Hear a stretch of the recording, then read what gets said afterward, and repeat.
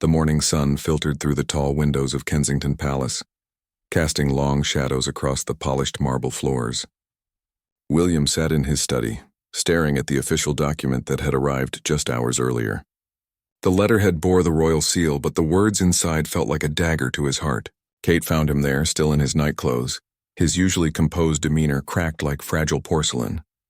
"What is it, my love?" Kate asked softly, settling beside him on the leather chair they had shared for countless quiet moments over the years. Her hand found his, intertwining their fingers in the familiar gesture that had comforted them through every storm they had weathered together. William's voice was barely a whisper when he finally spoke. "The doctors have confirmed it. The condition is progressing faster than they anticipated." He turned to face her, and Kate saw something she had rarely witnessed in her husband's eyes: genuine fear, not for himself, but for what this meant for their family, their children, and the duties that had defined their lives. Kate felt the world tilt beneath her feet, but she steadied herself, drawing on the strength that had made her a beloved figure to millions around the world. She had always known this day might come. The signs had been subtle at first. William's occasional confusion during public engagements, his struggle to remember names of people he had known for years, the way he sometimes lost his train of thought mid-sentence during important meetings. The royal physicians had been monitoring his condition for months, running test after test, hoping for a different outcome. But the diagnosis was undeniable: early-onset dementia, a cruel twist of genetics that would slowly steal away the brilliant mind that had guided the monarchy through some of its most challenging years. "How long do we have?" Kate asked, though she wasn't sure she wanted to hear the answer.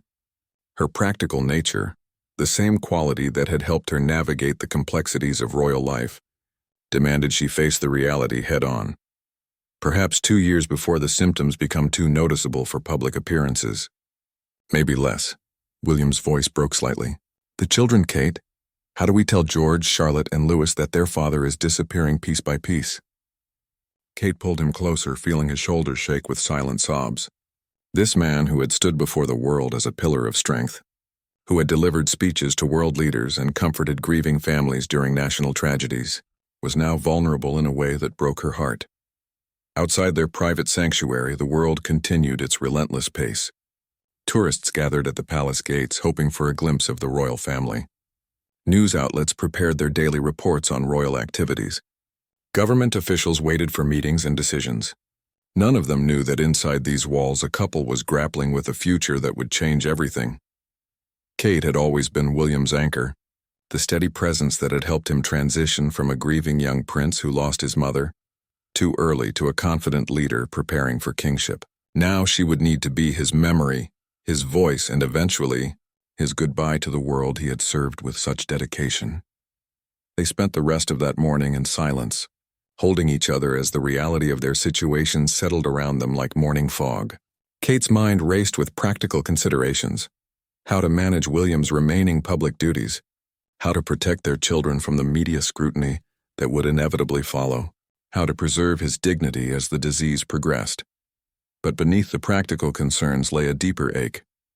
This was the man she had fallen in love with at university, the person who had made her laugh during their early courtship, who had proposed with his mother's ring in a romantic gesture that had captured the world's imagination. She was watching him slip away, not all at once but in cruel, gradual increments that would make each day both precious and heartbreaking. William lifted his head and looked at her with the clarity that still came in waves. "I want to do this quietly, Kate. No dramatic announcements, no public sympathy campaigns. I want to step back gradually, let you take on more responsibilities, and when the time comes for me to step aside completely, I want it to be with grace." Kate nodded, understanding the weight of what he was asking. It would mean carefully orchestrated public appearances, strategic scheduling of royal duties, and an eventual transition that would need to appear seamless to the outside world. The monarchy had survived scandals, divorces, and deaths, but this would be different. A quiet abdication born of medical necessity rather than personal choice. As the day progressed, they made difficult phone calls to family members. Charles, now in his late 80s, took the news with the stoic acceptance of a man who had spent his entire life preparing for difficult moments. Queen Camilla wept openly, remembering her own family's struggles with similar conditions. Harry, despite years of distance and tension, immediately offered to return to England to help in any way possible. The most difficult conversation was with their children. George, now in his early 20s and already taking on royal duties, processed the information with a maturity beyond his years. Charlotte, always perceptive, had suspected something was wrong. Louis, still young enough to hope for miracles, refused to accept that his father's condition was irreversible. That evening, as they walked through the palace gardens where they had shared so many family moments, William stopped beside the rose garden that Kate had planted years earlier. "Promise me something," he said, taking her hands in his. "When I can no longer remember these moments, remember them for me. Remember how much I loved you, how proud I was of our children, and how honored I felt to serve." Kate's tears finally came then, falling freely as she promised to carry their memories forward. She would become not just his caregiver, but the keeper of their love story, ensuring that when the time came for their final goodbye, the world would understand the depth of devotion that had sustained them through this unimaginable journey. 6 months had passed since the devastating diagnosis, and Kate had become a master of subtle choreography. Every public appearance was carefully planned to accommodate William's increasingly unpredictable moments of confusion while maintaining the dignity of the crown. She had learned to step forward when she saw uncertainty flicker across his face during speeches, to smoothly redirect conversations when he lost his train of thought, and to provide gentle guidance without making it obvious to onlookers. The world remained largely unaware of the drama unfolding behind palace walls. Royal watchers noted that Kate seemed to be taking on more solo engagements, but attributed it to a natural evolution of their roles as they matured into their positions. The official explanation was that they were diversifying their charitable work to cover more ground, a perfectly reasonable development that satisfied media curiosity. Dr. Elizabeth Morrison, William's personal physician, had become a regular presence at Kensington Palace. She was a discreet woman in her 50s who specialized in neurological conditions affecting public figures. Her experience with high-profile patients made her invaluable in managing William's care, while maintaining absolute confidentiality. "The progression is following the expected timeline," Dr. Morrison explained during one of their private consultations. "William's long-term memories remain largely intact, but his short-term recall is becoming more inconsistent. We're also seeing some challenges with word retrieval and occasional disorientation in familiar settings." Kate absorbed this information with the same composure she brought to state dinners and charity galas. She had developed an almost clinical ability to discuss her husband's deteriorating condition, though at night, alone in their private quarters, she sometimes allowed herself to grieve for the future they were losing. William's good days were still remarkable. He could deliver speeches with his characteristic warmth and authority, engage in meaningful conversations about policy and family matters, and show flashes of the sharp wit that had always endeared him to those who knew him personally. On these days, Kate allowed herself to hope that perhaps the doctors had been too pessimistic, that love and determination might somehow slow the relentless progression of the disease. But the difficult days were becoming more frequent. There was the morning when William couldn't remember the name of their longtime housekeeper, Mrs. Henderson, who had worked for the family since George was born. The afternoon when he became lost trying to find his way back to his office from the palace library, a route he had walked thousands of times. The evening when he looked at Charlotte with genuine confusion, unable to place why this young woman seemed so familiar. Their children were handling the situation with varying degrees of acceptance. George had thrown himself into his royal duties with renewed purpose, as if by excelling in his role he could somehow compensate for his father's declining abilities. Charlotte had moved back to Kensington Palace temporarily, claiming she wanted to be closer to family, though everyone understood her real motivation. Louis struggled the most, alternating between denial and anger, sometimes snapping at his father when William failed to remember details of conversations they had shared just hours earlier. Kate found herself becoming not just William's primary caregiver, but also the family's emotional anchor. She counseled Charlotte through her grief, helped George balance his increasing responsibilities, and patiently explained to Louis that his father's forgetfulness was not a choice or a rejection, but a symptom of a disease beyond anyone's control. The royal staff had been gradually brought into their confidence, though only the most senior and trusted members knew the full extent of William's condition. Private Secretary James Morrison, no relation to the doctor, had proven invaluable in restructuring William's schedule to minimize situations that might trigger confusion or stress.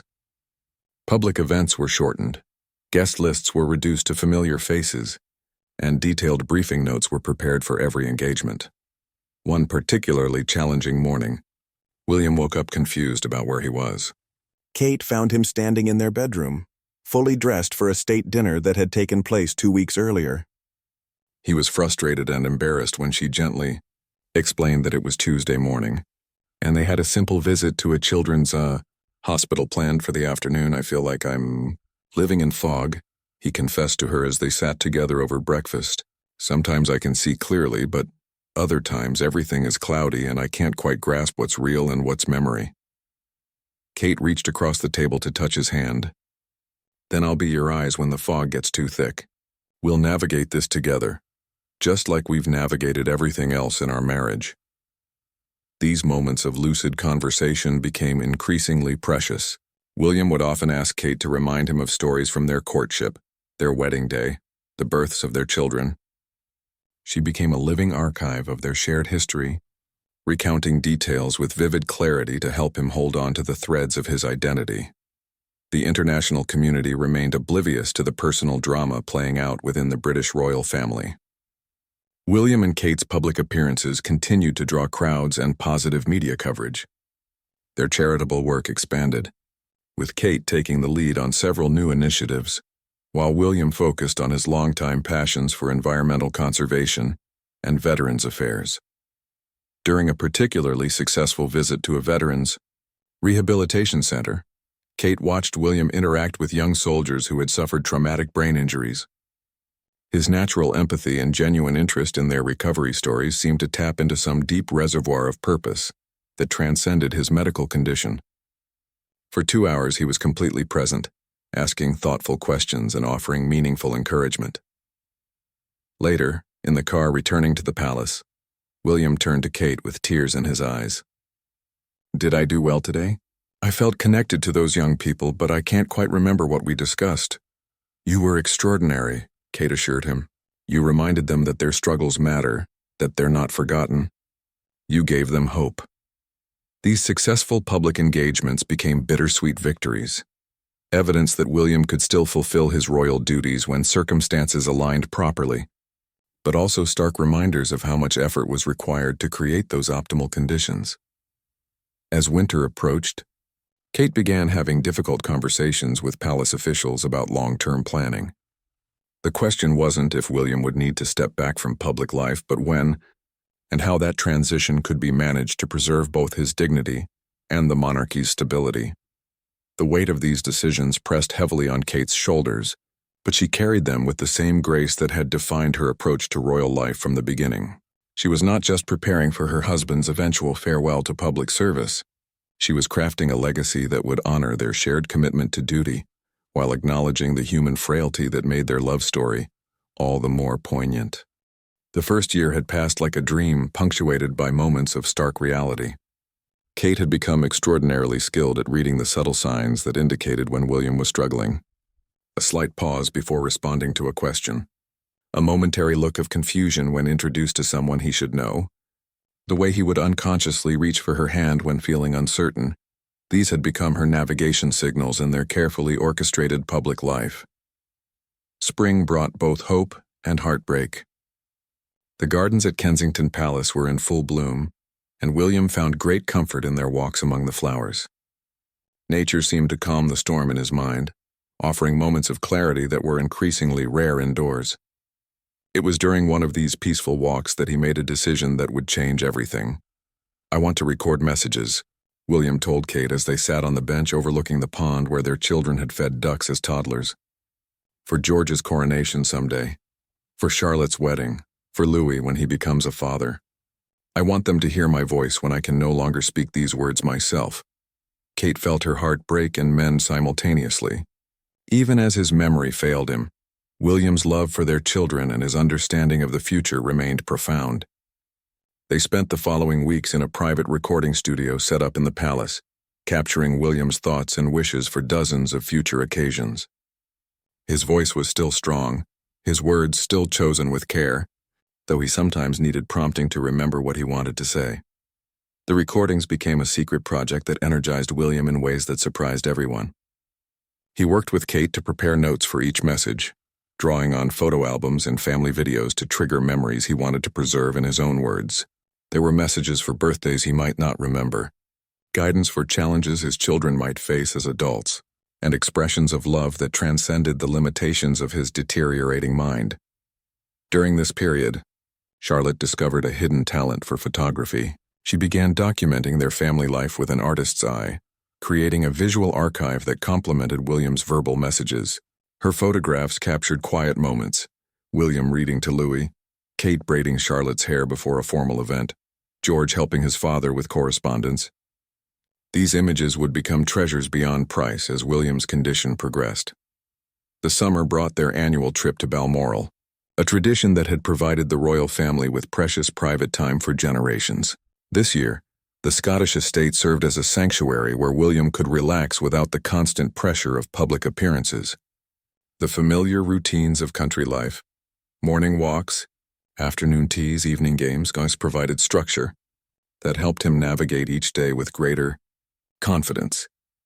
It was at Balmoral that King Charles made the difficult decision to begin preparing the public for eventual changes in the line of succession. Working closely with government officials and constitutional experts, he crafted a careful plan that would allow William to maintain his position while gradually transferring his active duties to Kate and George. The monarchy has survived by adapting to changing circumstances while preserving its essential character, Charles explained during a family meeting in the castle's drawing room. We will handle this transition with the same wisdom and discretion that has guided us through other challenges. The announcement, when it came, was masterfully understated. The palace released a statement explaining that Prince William was taking a temporary step back from some official duties due to ongoing health considerations that require monitoring and management. The language was carefully chosen to acknowledge reality without revealing the full extent of his condition. Public reaction was immediate and largely sympathetic. The British people had watched William grow from a grieving young boy walking behind his mother's coffin to a devoted husband and father who embodied the best qualities of modern royalty. Messages of support flooded in from around the world, though most senders had no idea how serious the situation truly was. Kate's role evolved dramatically during this period. She began representing the crown at state functions previously handled by William, delivered speeches that had been prepared for his voice, and gradually assumed the ceremonial duties that would have fallen to him as the future king. Her natural grace and years of experience made these transitions appear seamless to outside observers. Behind the scenes, however, Kate was struggling with exhaustion and grief that she couldn't share with anyone outside their immediate family. Dr. Morrison had recommended counseling to help her process the unique challenges of loving someone who was slowly disappearing. The sessions provided a safe space for Kate to acknowledge her anger, fear, and overwhelming sadness without judgment. Anticipatory grief is one of the cruelest aspects of conditions like William's, the counselor explained. You're mourning someone who's still physically present, which creates a complex emotional landscape that few people can understand. Louis, now in his late teens, began displaying concerning behaviors that worried Kate deeply. His grades suffered, he withdrew from friends, and he sometimes spoke harshly to William when his father failed to remember important details about his life. Kate recognized that her youngest son was acting out his own grief and fear, but finding ways to help him felt overwhelming when she was barely managing her own emotional needs. George, by contrast, threw himself into royal duties with an intensity that concerned family members. He seemed determined to prove that the monarchy would continue seamlessly, despite his father's condition. His dedication was admirable but came at the cost of his own youth and personal relationships. Charlotte found her purpose in becoming William's informal memory keeper. She created detailed journals of family events, maintained photo albums organized by date and occasion, and even began interviewing palace staff to preserve their stories about William's years of service. Her project grew into a comprehensive archive that would eventually serve as the foundation for official biographies and historical records. The most difficult moment of this period came during a charity gala that William had supported for over a decade. Midway through his speech, he simply stopped talking and looked out at the audience with obvious confusion. Kate smoothly stepped forward, placing a gentle hand on his arm while seamlessly continuing his remarks as if they had planned the transition. The moment was captured by photographers and became an iconic image that would define their partnership during this challenging time. Kate's expression showed no embarrassment or frustration, only love and determination to protect her husband's dignity. William's face revealed his trust in her complete support. Later that evening, William apologized repeatedly for his confusion, though Kate assured him there was nothing to forgive. "We're a team," she reminded him. "When one of us falters, the other steps forward. That's what partners do." As autumn arrived, bringing shorter days and the beginning of what everyone understood would be William's final year of active royal service, Kate began preparing herself mentally for the next phase of their journey. She was no longer just supporting her husband through a difficult time. She was preparing to say goodbye to the man she had married while continuing to care for the person he was becoming. Winter arrived early that year, blanketing London in an unusual layer of snow that transformed the bustling city into a quiet, contemplative landscape. Inside Kensington Palace, Kate watched from the window as snowflakes drifted past, each one unique and temporary, much like the precious moments of clarity that still came to William in unexpected flashes. The second year of his diagnosis brought changes that no amount of preparation could make easier. William's confusion now extended to basic daily routines. Kate often found him standing in their closet, holding formal wear suitable for state dinners when they had a simple lunch planned, or searching for reading glasses that were perched on top of his head. The man who had once managed complex international negotiations now struggled to remember which elevator led to his office. Dr. Morrison's visits became more frequent, not because William's physical health was declining, but because managing his cognitive symptoms required constant adjustment of strategies and medications. The kind doctor had become almost like family, sharing quiet cups of tea with Kate when William was napping, offering both medical guidance and emotional support during the darkest moments. "He's entering what we call the moderate stage," Dr. Morrison explained during one of their private consultations. His long-term memories from childhood and early marriage remain remarkably intact, but recent events fade quickly. "He may not remember our conversation tomorrow, but he can still tell you every detail about your first date." This selective memory loss created poignant moments that brought both comfort and heartbreak. William could describe their university days with stunning accuracy, recalling exactly what Kate wore to their graduation ceremony and the nervous excitement in her voice when she first brought him home to meet her parents. Yet he sometimes forgot that they had 3 children, looking puzzled when Charlotte or Louis joined them for dinner. Kate learned to navigate this new reality with remarkable adaptability. She created photo albums filled with recent pictures that she could show William when he seemed confused about current circumstances. She established daily routines that helped orient him: the same breakfast routine, the same afternoon walk route, the same evening ritual of watching old movies together. Their marriage evolved into something deeper and more tender than it had ever been. Stripped of the complications of royal duties and public expectations, their relationship returned to its essential core: 2 people who loved each other facing an impossible situation with grace and determination. William might not remember their conversation from an hour earlier, but he never forgot that Kate was the person who made him feel safe.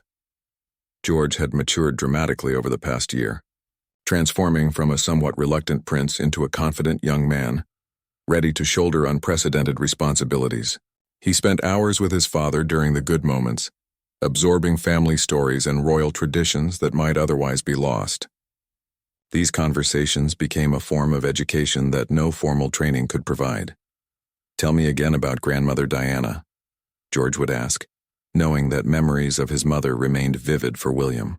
These stories became bridges between past and present, allowing George to understand not just the facts of royal history, but the emotions and personal relationships that gave meaning to the monarchy. Charlotte's documentation project had evolved into something extraordinary. Working with palace historians and archivists, She was creating the most comprehensive record of a royal life ever assembled. Her photographs, combined with recorded interviews and written accounts, captured not just the public William, but the private man who loved terrible jokes, worried about his children's happiness, and found peace in quiet moments with his wife. Louis had finally agreed to speak with a counselor about his struggle to accept his father's condition. The therapy sessions helped him understand that his anger wasn't really directed at William, but at the unfairness of a disease that was stealing their time together. Gradually, he began approaching his father with more patience. Though the pain in his young eyes remained heartbreaking to witness, the palace staff had become extended family during this difficult period. Mrs. Henderson, the housekeeper William sometimes couldn't remember, never showed hurt or frustration when he introduced himself to her repeatedly. Instead, she greeted him each time as if it were their first meeting, maintaining his dignity while quietly coordinating with Kate to ensure his needs were met. Private Secretary Morrison had become a master of managing William's public schedule around his cognitive limitations. Meetings were kept short and heavily structured. Guest lists were limited to familiar faces. Briefing documents were simplified to key points. When public appearances were absolutely necessary, Kate was always by William's side, ready to provide subtle guidance or take over completely if needed. The most challenging aspect of this period was watching William grapple with awareness of his own decline. There were moments when he would look around with sudden clarity and ask Kate directly about his condition. These conversations required delicate balance, providing honest information without devastating him with details. He might forget by the next day. "I know something is wrong with my mind," he said during one particularly lucid afternoon as they sat in their private sitting room. "I can feel pieces of myself disappearing. It's frightening, but also sometimes peaceful, like letting go of a burden I never realized I was carrying." Kate took his hand, marveling at how he could still find philosophical meaning in his suffering. "You're still yourself, William. The essence of who you are, your kindness, your sense of duty, your love for our family, none of that has changed." Spring brought unexpected joy when William's condition seemed to stabilize temporarily. Dr. Morrison explained that some patients experience plateaus where symptoms remained steady for months before the next stage of decline. During this reprieve, they planned what everyone understood would likely be William's final public appearance. The event was chosen carefully, a small charity tea for veterans that William had supported for years. The guest list was limited to 20 people, all of whom knew and loved him. Kate worked with Charlotte to create a photo book documenting William's long relationship with this particular charity, providing visual cues that helped him navigate conversations with old friends. The afternoon was a remarkable success. William was charming and engaged, telling stories that delighted his audience and demonstrating the natural warmth that had always made him beloved by those who served alongside him. Kate watched from across the room, memorizing every smile, every laugh, every moment of the man she had married shining through the fog of his illness. As they drove home that evening, William was unusually quiet. Finally, he turned to Kate with tears in his eyes. That felt like saying goodbye, didn't it? Kate couldn't find words to respond, so she simply held his hand while the London skyline passed by their window. They both understood that they had crossed an invisible threshold. The public phase of William's life was drawing to a close, and the private journey toward their final farewell was beginning in earnest. The announcement came on a Tuesday morning in late spring, delivered with the understated elegance that had characterized every aspect of William and Kate's approach to his illness. The official statement was brief and dignified. His Royal Highness the Prince of Wales will be stepping back from all public duties, effective immediately to focus on his health and spend time with his family. Her Royal Highness the Princess of Wales will assume his patronages and official responsibilities. The world reacted with an outpouring of love and support that surprised even seasoned royal watchers. Social media filled with messages from people sharing their own experiences with family members facing similar challenges. The British people, who had watched William grow from a young prince into a devoted family man, seemed to understand instinctively that this wasn't a choice made lightly. Kate found herself thrust into a role she had been preparing for gradually, but was now forced to assume completely. Within days, she was attending state functions alone, delivering speeches that had been written for William's voice, and representing the crown at ceremonies that marked the rhythm of national life. The transition was seamless in appearance but emotionally devastating in reality. William's last official day began with a private breakfast with King Charles, who had flown to London specifically for this moment. Father and son sat together in the morning sunlight streaming through the palace windows, sharing stories and memories that spanned William's entire life. Charles presented his son with a leather-bound book containing letters from world leaders, family members, and ordinary citizens expressing gratitude for his years of service. "Your mother would be so proud of the man you became," Charles told William, his voice thick with emotion. "You honored her memory in every choice you made, every life you touched, every moment of service you gave to our people." William nodded, his understanding still clear enough to grasp the magnitude of what this day represented. "I hope I did enough," he replied simply. "I hope the good outweighed the mistakes." The formal transition ceremony was held in the palace's throne room, witnessed only by immediate family members and the most senior palace officials. Kate stood beside William as he signed the documents that officially transferred his duties to her and to George, who would begin assuming more royal responsibilities despite his youth. Charlotte captured every moment with her camera, understanding that these photographs would become historically significant. Her lens focused not on the pomp and formality, but on the human emotions, the way Kate's hand trembled slightly as she accepted new responsibilities, the proud but heartbroken expression on King Charles's face, the moment when William looked around the room as if trying to memorize the faces of everyone who had served alongside him. Louis had insisted on being present despite his obvious struggle with the emotions of the day. He stood at attention throughout the ceremony, his military training helping him maintain composure even as tears streamed down his face. When the formalities concluded, he was the first to approach his father, saluting smartly before embracing him in a hug that spoke volumes about their relationship. The afternoon brought what everyone knew would be William's final walkabout among the public. The location was carefully chosen, the grounds of a children's hospital where he had volunteered regularly before his marriage.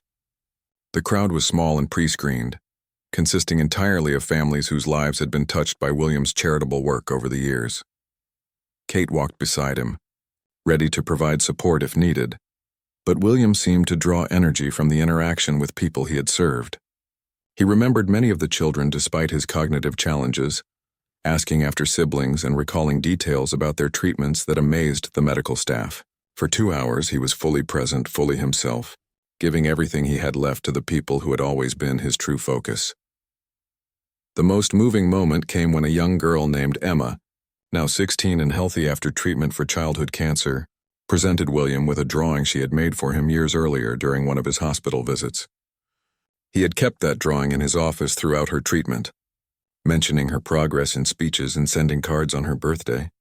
"You never forgot about me," Emma said simply, and William's response captured everything about his approach to royal service. "How could I forget someone so brave?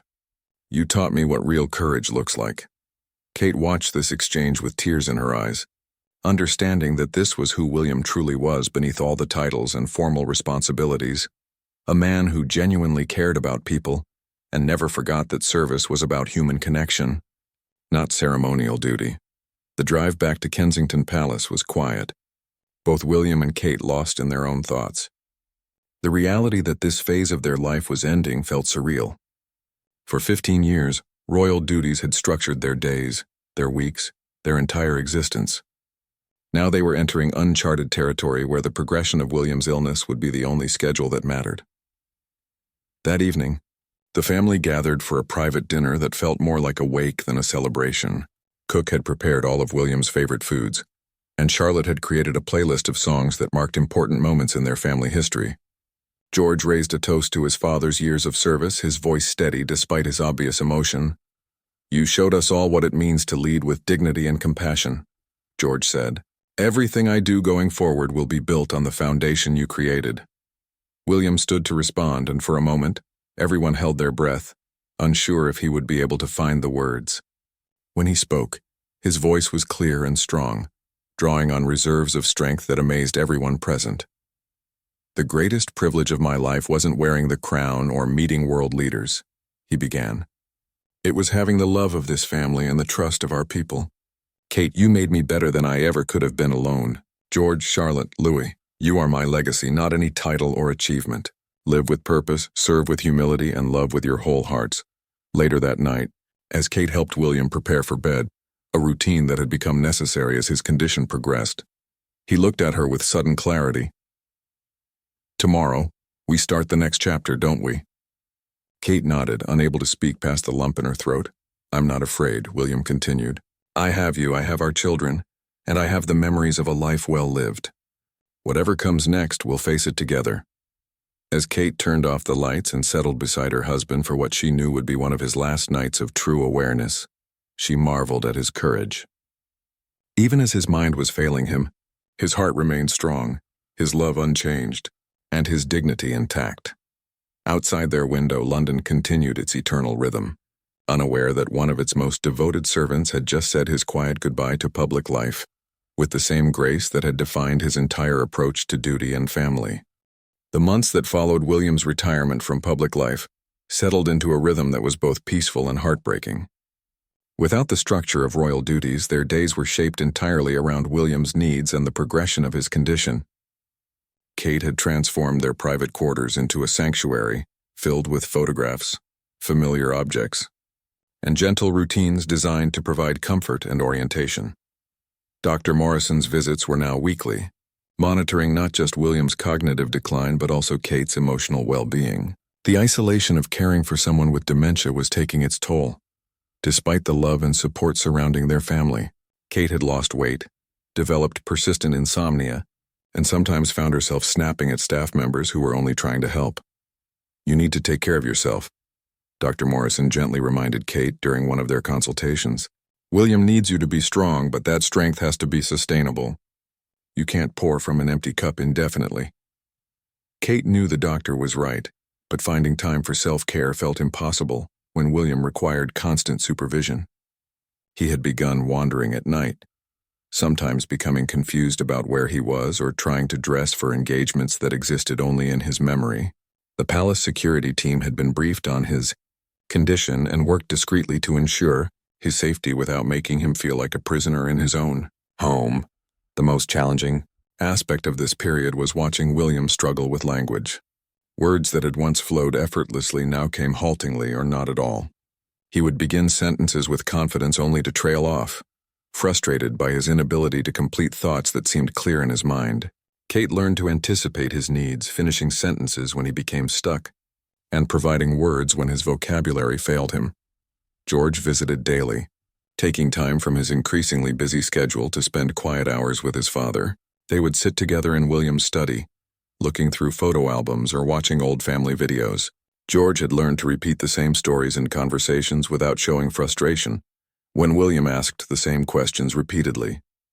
These visits became lifelines for both men, George treasuring every moment of connection, William finding comfort in his son's patient presence. Charlotte's photography project had evolved into something unprecedented in royal history. She was documenting not just the public legacy of a future king, but the intimate reality of a family navigating an impossible situation with love and dignity. Her images captured William's remaining moments of joy, the way his face lit up when Kate played their wedding song, his gentle interaction with their aging corgi, the peaceful expression he wore while napping in the afternoon sunlight. The photographs were stored privately, but Charlotte had begun discussing plans for an eventual exhibition that would challenge public perceptions about aging, illness, and the humanity of public figures. People need to see that love persists even when memory fails, she explained to her mother. Father's dignity isn't diminished by his condition, it's highlighted by how he faces it. Louis had found his own way to connect with his father through music. He discovered that William could still remember lyrics to songs from their early years together, even when he couldn't recall conversations from minutes earlier. They would sit at the piano in the music room, Louis playing while William sang along to melodies that seemed to bypass his damaged memory and speak directly to his heart. These musical interludes became precious family time. Kate would join them, harmonizing with songs from their courtship period, while Charlotte captured the moments when 3 generations created something beautiful together despite the shadow of loss that hung over their family. The spring of the 3rd year brought both unexpected gifts and new challenges. William's condition had progressed to the point where he sometimes didn't recognize familiar faces, including staff members who had worked with him for years. However, his recognition of Kate and their children remained remarkably strong, as if love itself provided protection against the disease's advance. Dr. Morrison explained that this selective preservation of emotional connections was common in dementia patients. "The heart remembers what the mind forgets," she told Kate. "William may not always know your name, but he knows you're the person who makes him feel safe and loved." Kate had learned to cherish these connections without mourning the details that were lost. When William looked at her with confusion before recognition dawned, she didn't feel hurt. She felt grateful for the moment of connection that followed. When he forgot George's role in the line of succession, but remembered teaching him to ride a bicycle, she focused on the joy of shared memory rather than the sadness of what was missing. The decision to install round-the-clock nursing care was difficult but necessary. William's needs had become too complex for Kate to manage alone, despite her determination to be his primary caregiver. The nurses were chosen carefully for their experience with dementia patients and their ability to work discreetly within the unique environment of a royal household. Head nurse Margaret Walsh was a treasure, a woman in her 60s who had spent decades caring for patients with cognitive disorders. She understood how to maintain dignity while providing intimate care, how to redirect confusion without causing distress, and most importantly, how to support family members who were watching their loved one disappear by degrees. "He's lucky to have such a devoted family," Margaret told Kate after her first week of service. "Many patients become isolated as their condition progresses, but Prince William is surrounded by love. That makes an enormous difference in his quality of life." The nurses worked in 12-hour shifts, providing Kate with periods of rest that she hadn't experienced in months. During these breaks, she would walk in the gardens, have long baths, or simply sit quietly without the constant vigilance that caring for William required. The guilt of feeling relief during these moments was overwhelming at first, but Dr. Morrison helped her understand that taking care of herself was actually an act of love for her husband. Summer brought the final phase of preparation for what everyone understood would be William's last coherent period. Kate worked with palace officials to create a comprehensive plan for the eventual announcement of his condition and the arrangements for his long-term care. The public would need to be prepared gradually for the reality that their future king would not recover, that his story was winding toward a quiet end rather than a triumphant continuation. The most important element of these preparations was ensuring that William's legacy would be preserved with accuracy and dignity. Charlotte's archives, George's recorded conversations, and Kate's careful documentation would form the foundation for official biographies and historical records. But beyond the formal legacy, they were creating something more precious. A complete picture of a man who faced an impossible situation with courage, a family who loved him through his decline, and a partnership that proved stronger than any disease. As autumn approached, bringing shorter days and the melancholy that comes with changing seasons, Kate felt herself preparing for the next phase of their journey. William's lucid moments were becoming rarer, his confusion more persistent, his need for care more constant, yet somehow their love had deepened rather than diminished. Stripped of everything except its essential core, their relationship had revealed truths about commitment and devotion that neither of them had fully understood in healthier times.